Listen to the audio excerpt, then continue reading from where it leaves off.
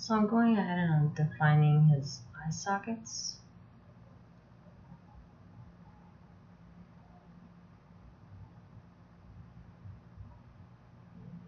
I'm just lowering his cheekbones a bit. Like a lot of the grandpa characters, especially the males, they have very exaggerated cheekbones. But, you know,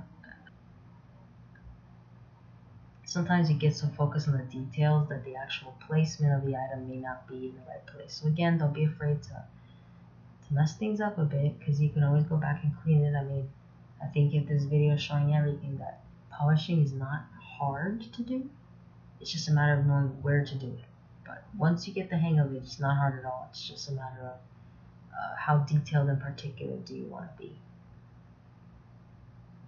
I think the more you do it, the pickier you'll get, and the more attention to detail you'll pay.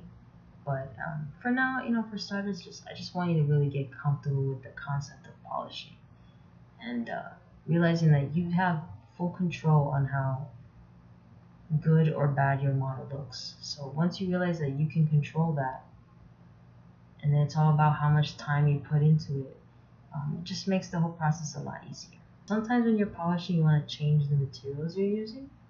I'm sure you can see I kind of went through a few there.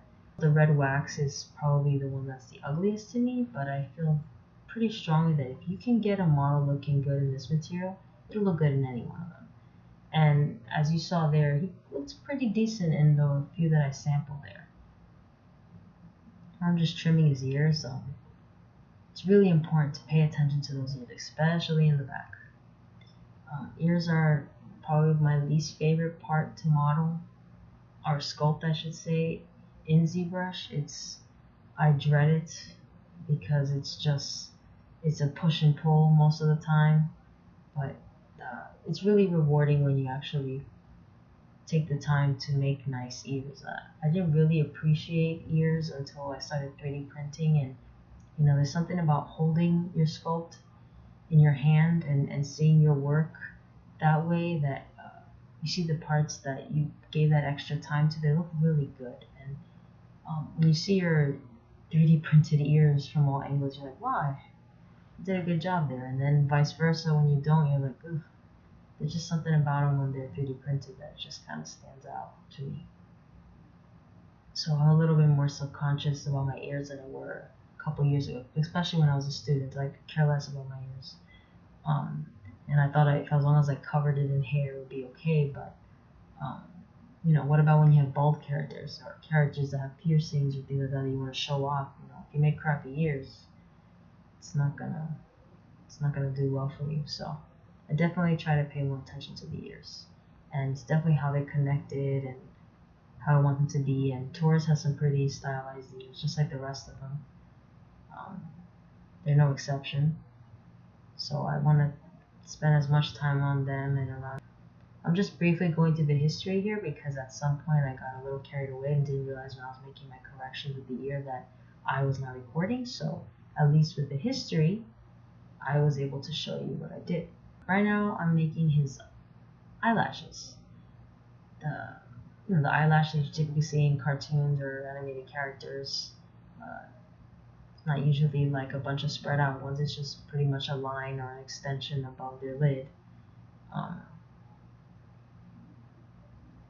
It's really important to put these in now, so when they're retopologized, I know how I'm going to do it.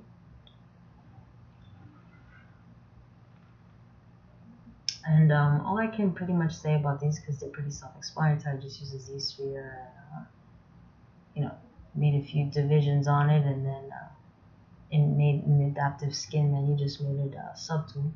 There's not much to say beyond that.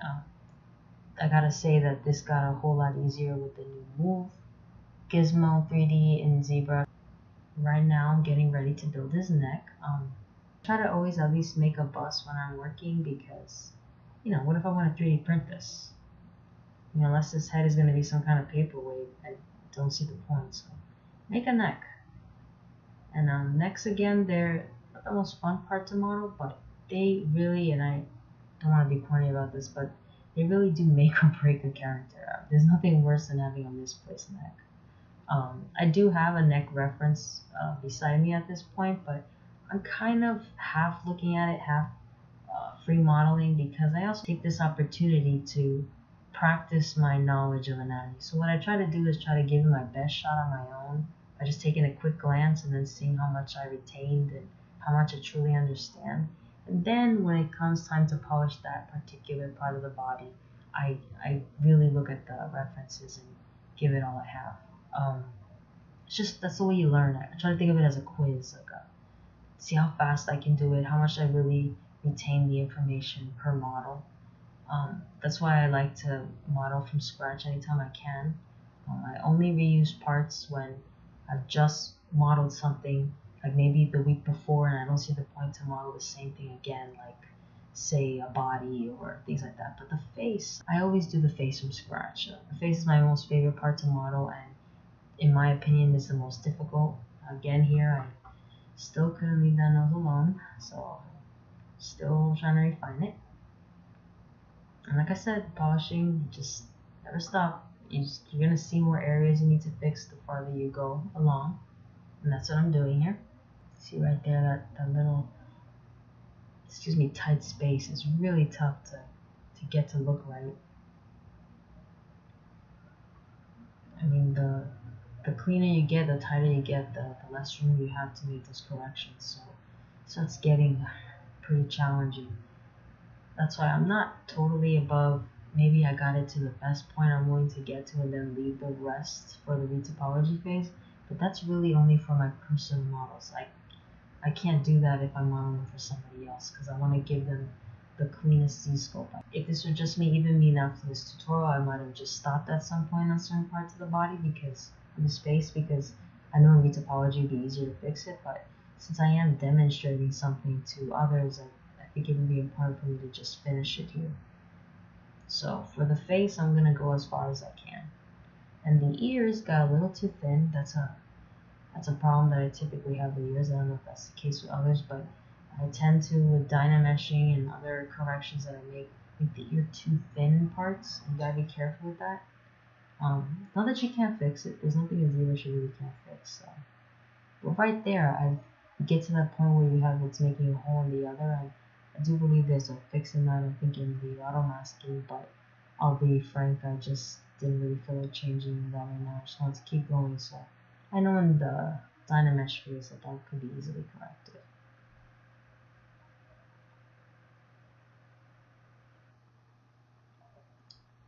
So again, we're just putting those final touches to the ear. I really have to pay attention to his ear because he does have piercings, and if I don't complete the ear, then it's going to be harder to place those earrings later on. So trying to think in the future, even though part of me is just like, alright, I'm over it, I want something else. But again, I got to think about the future here, and especially his accessories. So I think it's important for me to say that for the work that you guys will be doing for the next workshop, I don't need you to take it to this point of polishing. I just wanted you to have a point of reference to see what it's kind of like for an artist to do polishing.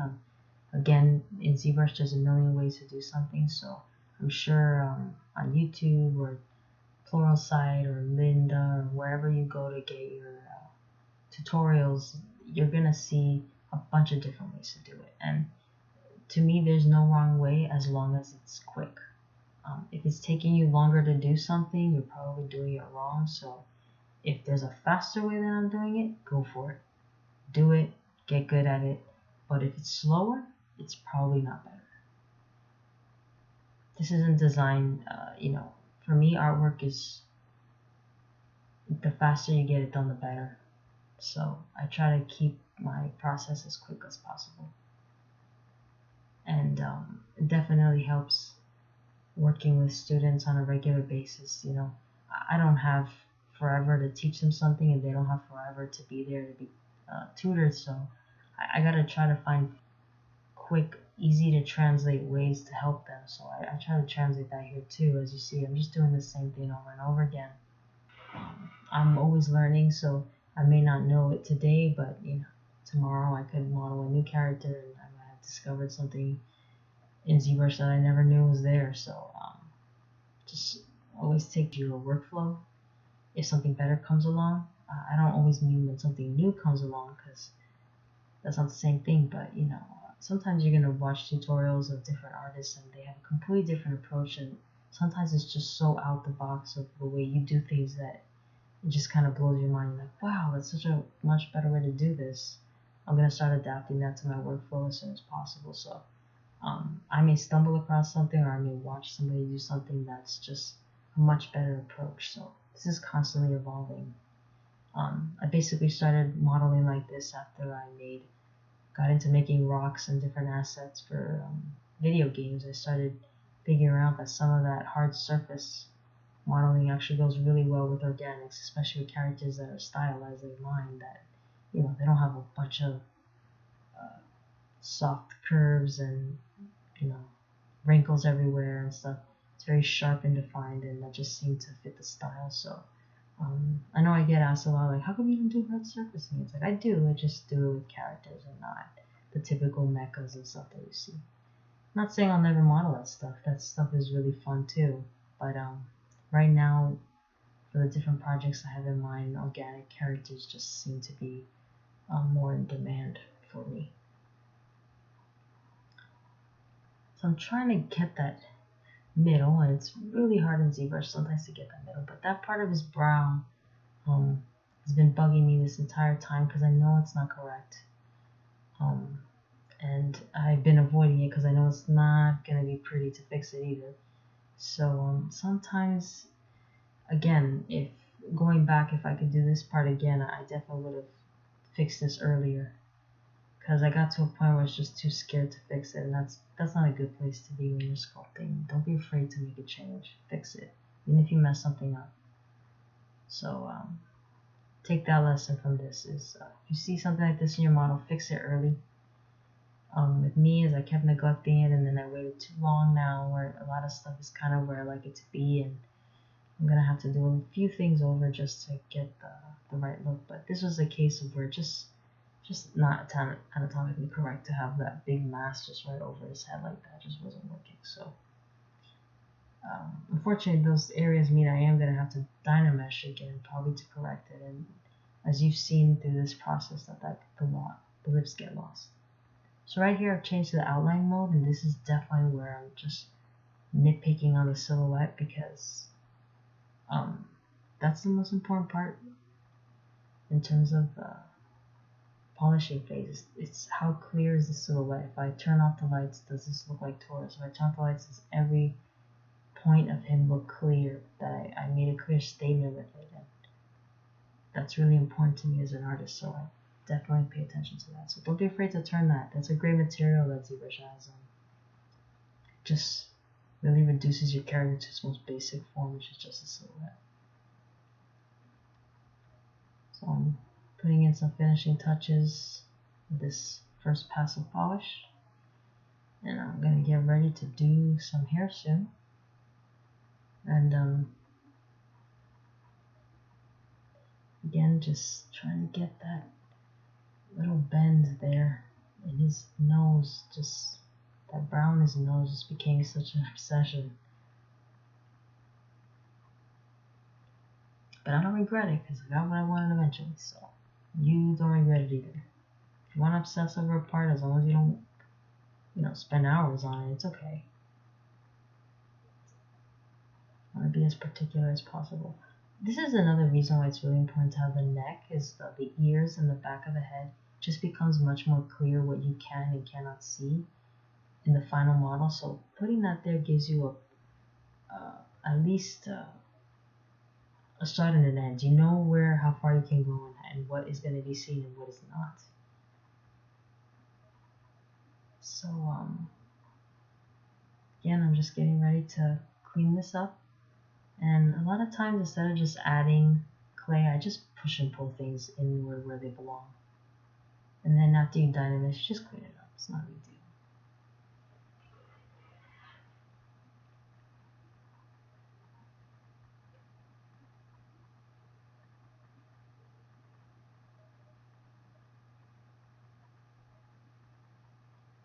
Right there, just cleaning the back again. Now with the neck, it is much more clear that I had not cleaned it enough before. Again, I think I said that that's not my favorite part. So, you know, I tend to be like, yeah, that's enough. And then once I have that neck there, I realize it's not. And again, these are parts you want to have defined when you read Apologize, because this is usually an area where you have to start making some choices of where you're going to kill lines. And if you have an area that's not defined, that makes that choice a lot harder. So I really just want to give myself some clear cut areas of where to work.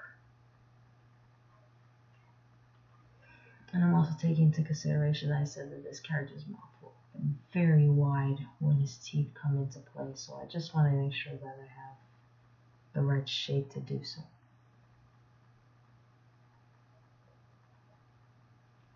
And I think that's it for this polishing phase, and I will see you in the hair tutorial.